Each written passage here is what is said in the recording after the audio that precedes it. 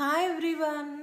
యూకేలో ఫార్మసిస్ట్ కావాలి అనుకుంటే ఏం చేయాలో ఈ వీడియోలో నేను చెప్తా. ఫార్మసీ డిస్పెన్సర్ వేరు, ఫార్మసిస్ట్ వేరు. ఫార్మసీ డిస్పెన్సర్ ఏ స్టడీ వాళ్ళైనా, ఒకవేళ ఫార్మసీ వాళ్ళైనా ఈజీగా ఇక్కడ యూకే వచ్చిన తర్వాత తెప్పించుకోవచ్చు. జాబ్ అనేది మనం ఇండియాలో అప్లై చేసుకొని తెప్పించుకోవచ్చు.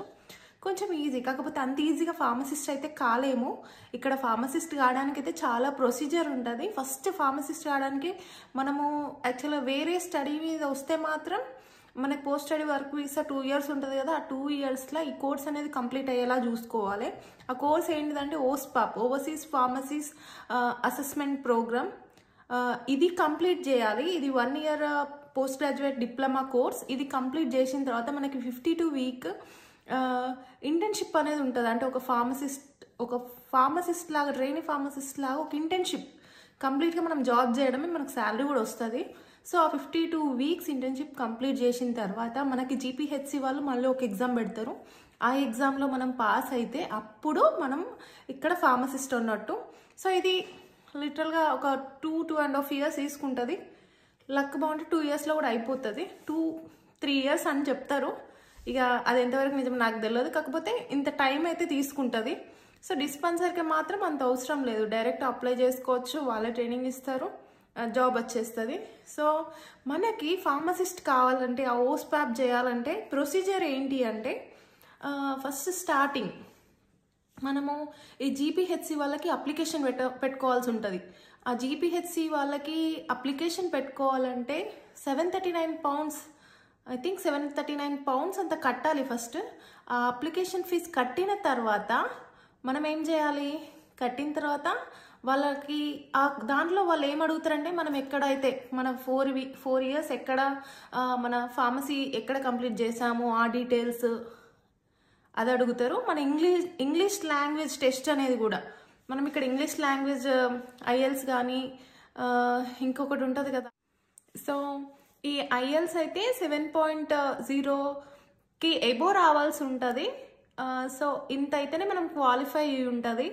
సో మనం ఫస్ట్ జీపీహెచ్సికి £739 అనేది పే చేయాల్సి ఉంటుంది అమౌంట్. ఆ పే చేసిన తర్వాత మనం ఇవన్నీ ఏంటిది, మనం ఇండియాలో చేసినాం కదా కంప్లీట్ అయినట్టు ఆ certificates plus English language test కూడా రాస్తాం కదా. సో ఆ పాస్ అయింది, ఆ ఫామ్ అవన్నీ ప్రొవైడ్ చేసిన తర్వాత వాళ్ళు మనకు ఒక అప్రూవల్ లెటర్ అనేది ఇస్తారు.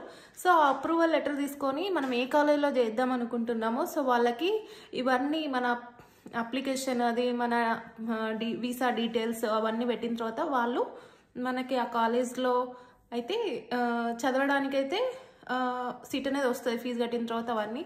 సో అలా ఆ 1 year అక్కడ 3 days 2 days కాలేజ్కి వెళ్ళడం ఉంటుంది. ఆ కాలేజ్కి వెళ్ళి అవంతా కంప్లీట్ చేసుకొని అప్పుడు నెక్స్ట్ మళ్ళీ 52 weeks మనం ట్రైనింగ్ అనేది కంప్లీట్ చేసుకొని తర్వాత మళ్ళీ ఆ జీపీహెచ్సి ఎగ్జామ్ రాస్తే అప్పుడు మనం ఫార్మసిస్ట్ గానికి ఎలిజిబుల్.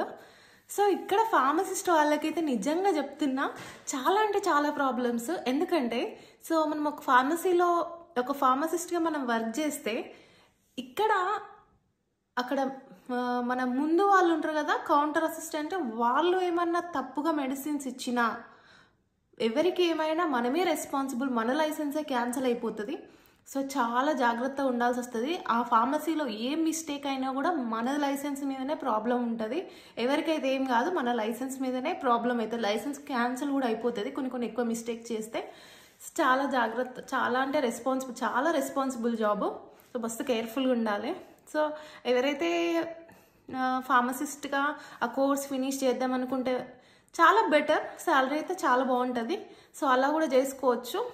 వాళ్ళకి చాలా బెటర్ శాలరీ ఇంక్రిమెంట్స్ అనేటిది ఉంటుంది. మనం సో లేదా ఇదంతా ఎందుకు, ఇదంతా రిస్క్, ఇప్పుడు మనకి ఇంటర్నేషనల్ ఇక్కడ వేరే స్టడీ మీద వచ్చాం, మనకు 2 years పోస్ట్ ఏంటిది గ్రాడ్యుయేషన్ వీసా ఉంది అని అనుకున్నాం అనుకో, అప్పుడు ఏం చేయాలి, డిస్పెన్సర్గా అలా తెచ్చుకుంటే అప్పుడు కూడా మనకి కొంచెం ఎక్స్పీరియన్స్ వచ్చిన తర్వాత మనం రియల్గా మంచిగా వర్క్ చేస్తే మనకి ఖచ్చితంగా స్పాన్సర్షిప్ అనేది వాళ్ళు ప్రొవైడ్ చేస్తారు. ఎలాంటి డబ్బులు ఏం లేకుండానే ప్రొవైడ్ చేస్తారు. సో అది ఇంకో వే. ఈ వే అయినా ఓకే, అదైనా ఓకే. సో ఇలా ఏదైనా చూస్ చేసుకొని, సో ప్రాసెస్ అయితే ఇది. ఫార్మసిస్ట్ కావాలి ఇక్కడ అంటే ఇదంతా ఉంటుంది. సో మంచి ఒకసారి జీపీహెచ్సి వెబ్సైట్కి వెళ్ళి హౌ టు డూ ఓస్పాప్ అని కొట్టినా కూడా మీకు ఇన్ఫర్మేషన్ అన్ని డీటెయిల్ వస్తుంది, అలా కూడా చెక్ చేసుకోవచ్చు. సో వీడియో మీకు చాలా హెల్ప్ఫుల్ అవుతుందని నేను అనుకుంటున్నాను. Thanks for watching. Thank you. Bye.